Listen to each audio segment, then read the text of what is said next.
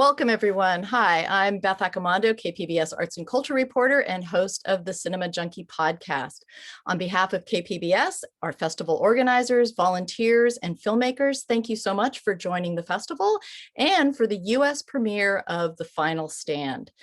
With us today is Irina Ugolnikova, who is one of the producers of the film, Oleg Komissar, who is the historical consultant on the film, and also with us is Dr. Alex Zukas, a professor of modern world history at National University. So thank you all for being here, and we'll be taking questions from the audience, but until we get some of those in the stream, I wanted to just start off with Irina.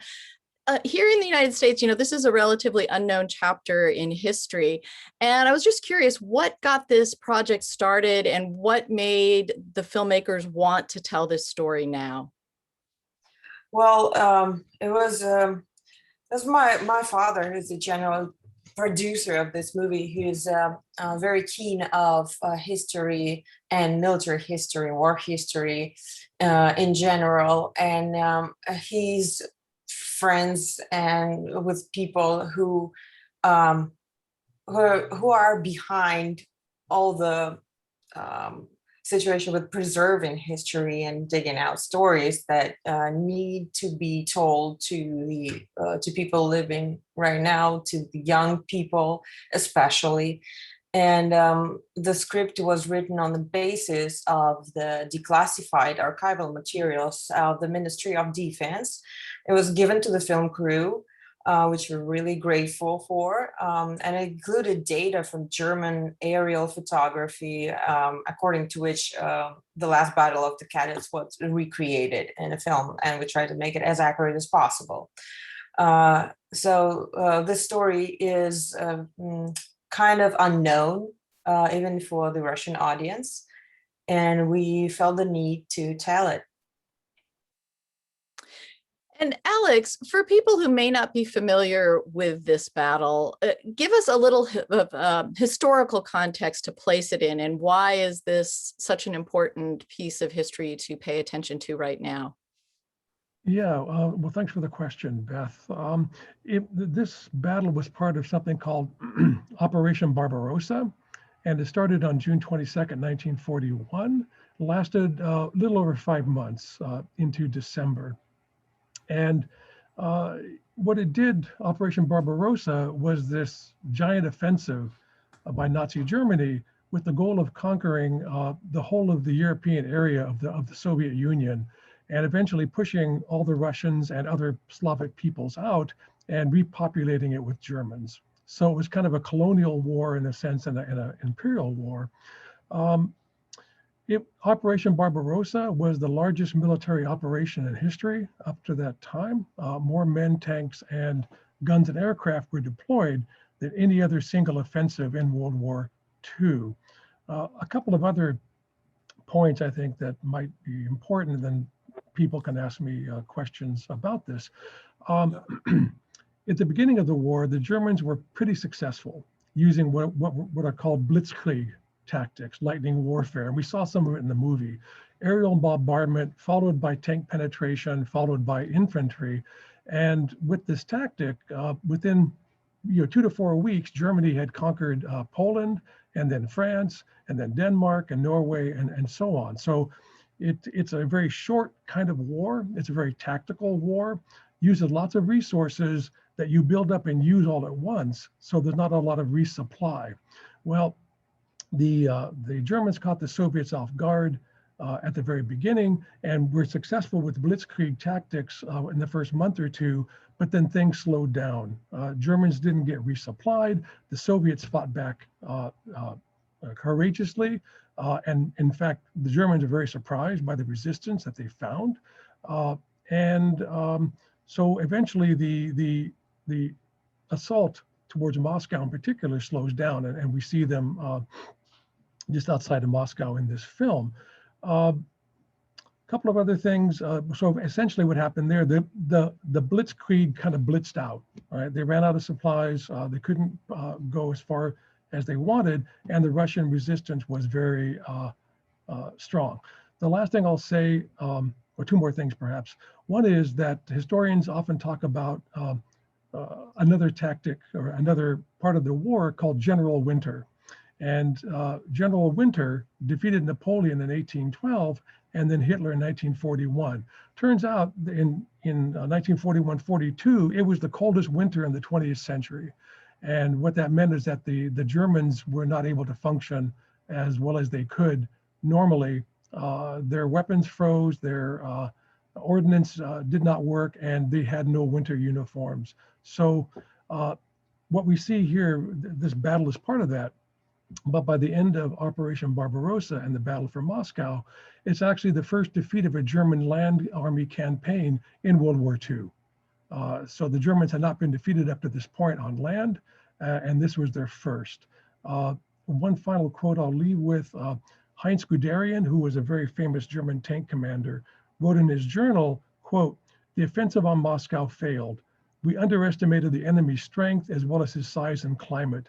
Fortunately, I stopped my troops on December 5th. Otherwise, the catastrophe would have been unavoidable," unquote. Well, ultimately, the Germans did experience a catastrophe in Russia at the Battle of Stalingrad and after. So I'll leave it there, and if people have more questions, I'm happy to answer them. Thank you. And Oleg, as the historical consultant, what kind of research went into the film? And especially the battle scenes were incredibly impressive. And what went into creating the accuracy for that and trying to make them as authentic as possible?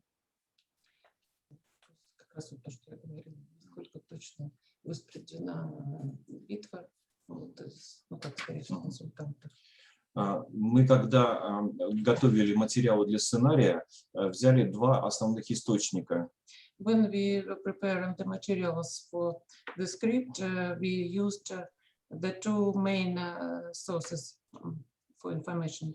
Первый источник — это архивные материалы, которые мы взяли и с немецкой стороны, и с российской стороны. The first source is archive materials from Russian and German sides.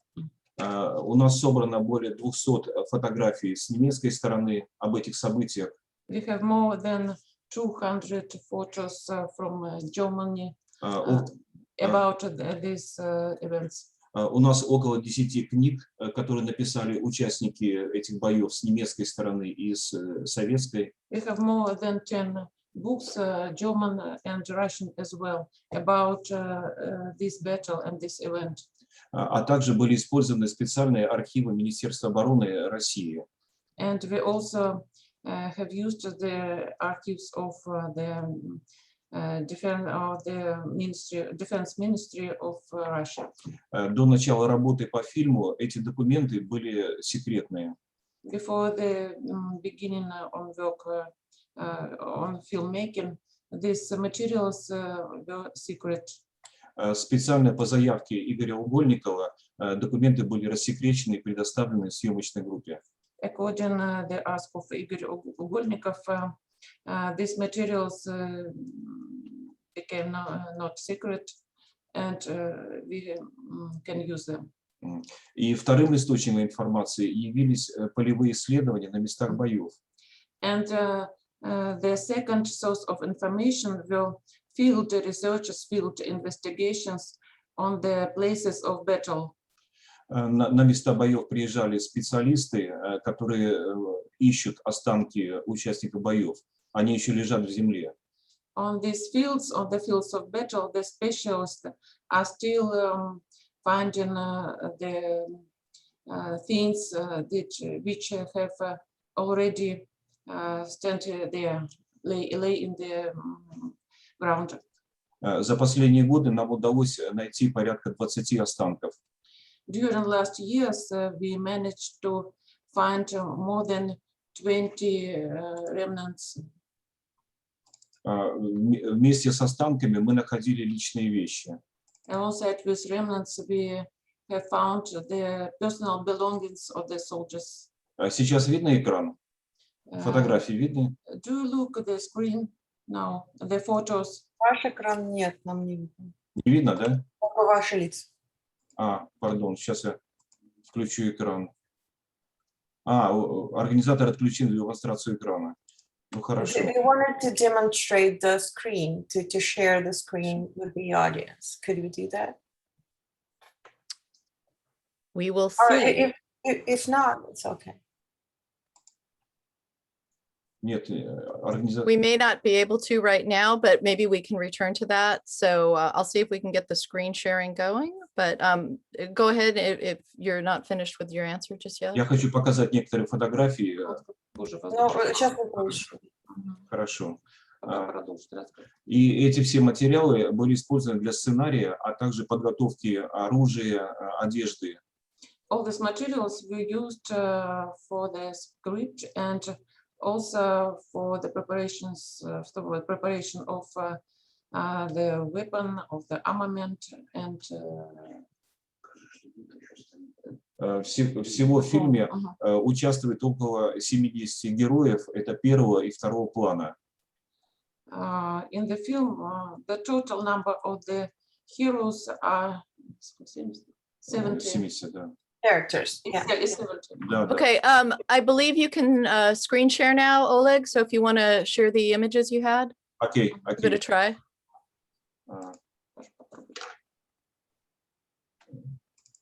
Well, we're going there.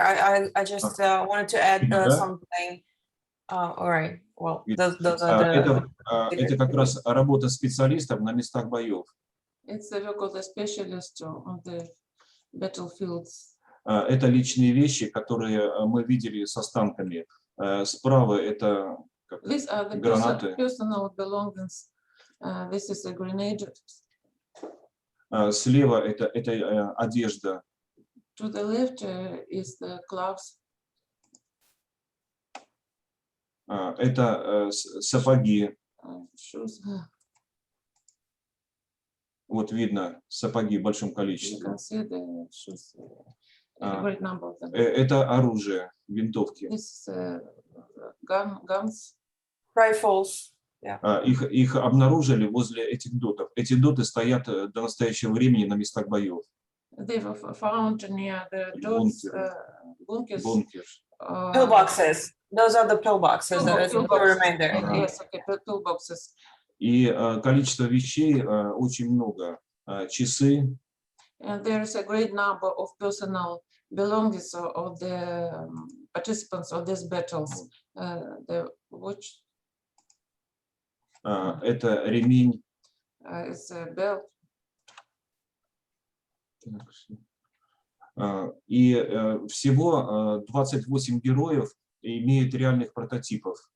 Totally, totally 28 heroes have their own prototypes. Когда подбирали актеров, старались подбирать очень похожих актеров. While looking for the actors, we tried to find similar to the prototype one. Справа это участник боев, это герой, а слева это актер. To the right is the real person, the participant of this battle, and to the left is an actor. The same. The same. Видно, что актеры очень похожи на настоящих героев, которые участвовали в этих боях. You can see that the actors look very much similar to the look like the heroes. Олег, не видно, к сожалению, не показывает картинка. Ага. Она просто серая, большая А серая. вот так тоже не видно? Вообще все зависло. Ага. Так жаль. Ну, тогда я отключаю. Угу. Ага. Так, и нас не видно, да? У вас видно, но ваш экран, вы должны закрыть ваш экран, не делиться больше экраном. Все.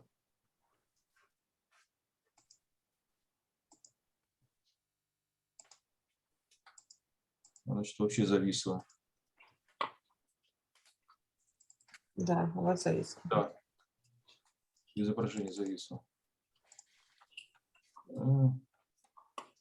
So We're having technical issues. I'm very sorry. very Well, we can see even in the smaller image. I mean, we can see some Yeah. of So the. just adding up to the casting, as I took part in casting some way.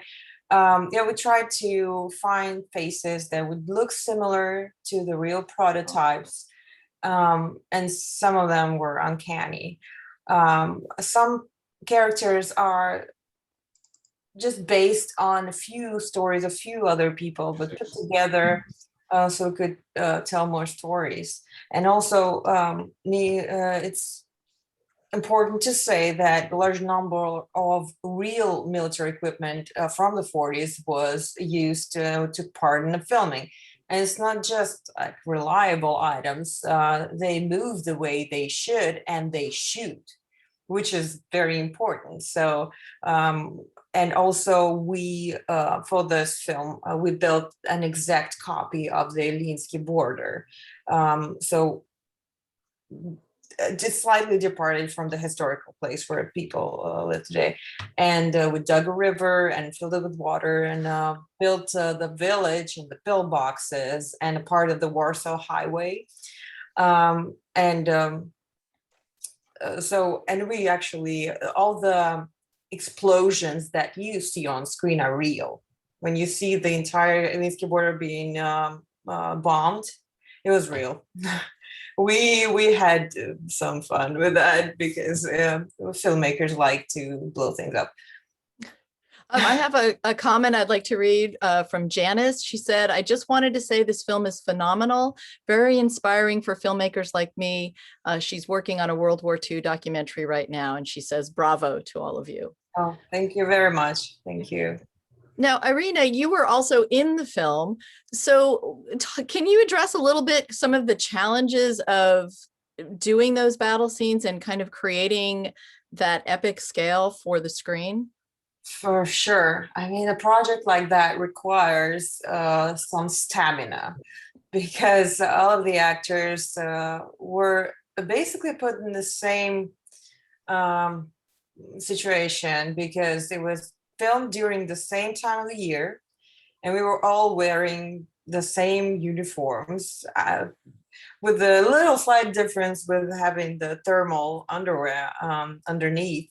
But we're sitting there in the cold and just waiting for the frame to be ready and for the camera and everything. And we had to do some stunts as well because my part was very small. It's just I was trying to help out. We didn't have like a couple of days. We didn't have enough extras, so I stepped in and I was like, I can do everything. And for this project, I'm gonna involve myself as much as possible. You can use me. I'm multitasking.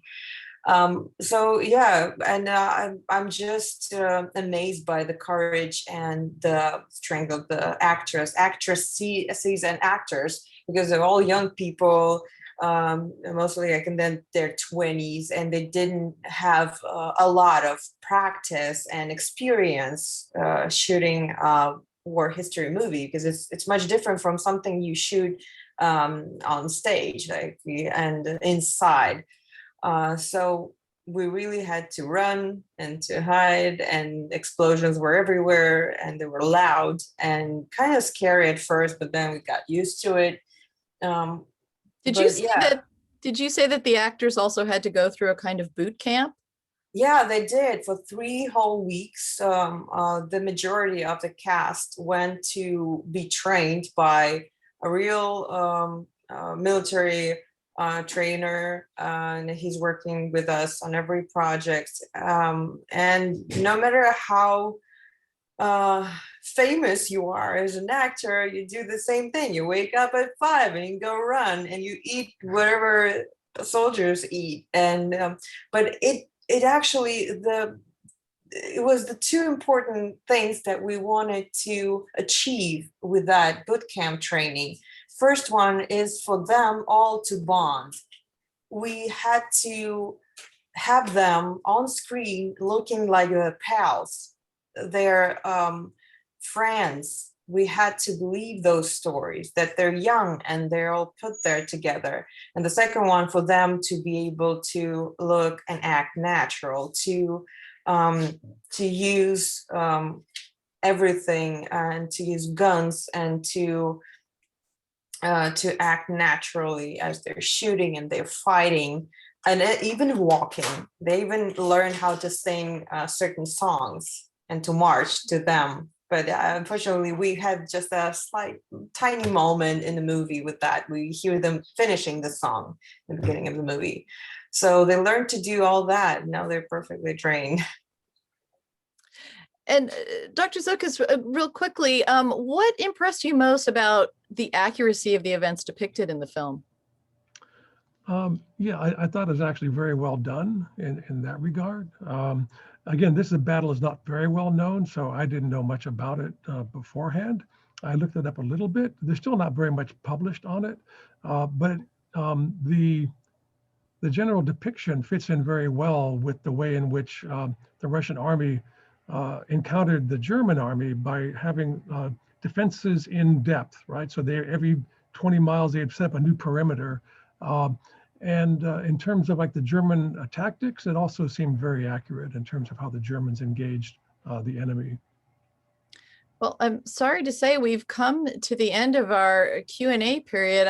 I'm sure everyone here could talk for a great deal longer on this, and the film was amazing, and it was really great to see this kind of lesser known chapter of history depicted for us.